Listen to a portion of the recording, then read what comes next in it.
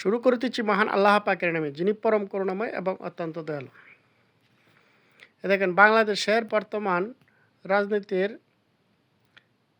এই ধর্মীয় রাজনীতি যে প্রভাব ফেলেছে, বাংলাদেশের স্পিকার মেজর হাফিজউদ্দিন হাফিজুর রহমান, উনি গেলেন ইরানের ধর্মীয় নেতা আয়াতুল্লাহ খামেনির জানাজা নামাজের শরীকতে।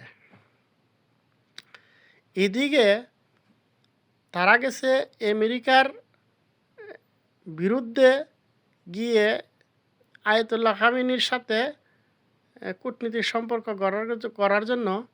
আর এইদিকে আমেরিকার সাথে তারা ডক্টর শফিকুর রহমান জামাতের নেতা এবং সরকারি দলের স্বরাষ্ট্রমন্ত্রী সালাউদ্দিন আহমেদ এবং speaker Kaiser Ahmed, deputy speaker, ওনারা আমেরিকার স্বাধীনতার দিবস পালন করে বাংলাদেশের সংসদ ভবনের দক্ষিণ প্লাজাত, যেটা পৃথিবীর ইতিহাসে কোনো দেশে এরকম ঘটনা ঘটেনি।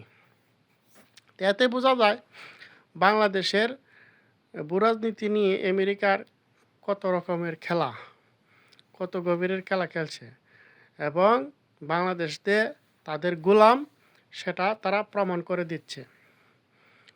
এবং বিরোধী দলের নেতা উনি বলতেছে যে বাংলাদেশের পরীক্ষিত বন্ধু হচ্ছে আমেরিকা। দেখুন ঘটনাটা কীরকম। আমেরিকাও বাংলাদেশের স্বাধীনতা চায় নাই, জামাত ইসলামও বাংলাদেশের স্বাধীনতা চায় নাই।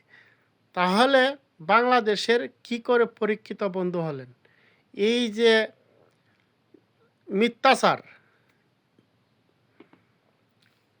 তো এটা একটা বড় ধরনের একটা অপরাধ হয়েছে। এই অপরাধের সাক্ষী হয়ে রইলেন পৃথিবীবাসী।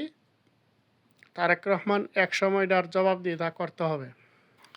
এই এতকাল যাবৎ বাংলাদেশের স্বাধীনতা বিরোধী শক্তি বলে এসেছে যে ভারতের কাছে বাংলাদেশ বিক্রি হয়ে গেছে, কিন্তু এখন পর্যন্ত এই ৫৬ বছর বয়স পার হইল বাংলাদেশের স্বাধীনতার, এরপরও কোনো দিন ইন্ডিয়ার স্বাধীনতার দিবস পালন হয়নি বাংলাদেশে, এরকম ঘটনা ঘটেনি। কিন্তু এখন বলতেছে দিল্লি না ঢাকা, কিন্তু এখন তো বলে না দিল্লি না ওয়াশিংটন, দিল্লি না ওয়াশিংটন।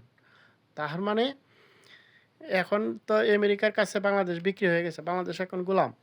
তো এই জন্যই যারা পৃথিবীর আরও বিভিন্ন দেশে আমেরিকার স্বাধীনতা দিবস পালন হয়েছে, ওই তাদের সংসদ ভবনে গিয়া কি এই ধরনের অনুষ্ঠান করতে পারে নাই।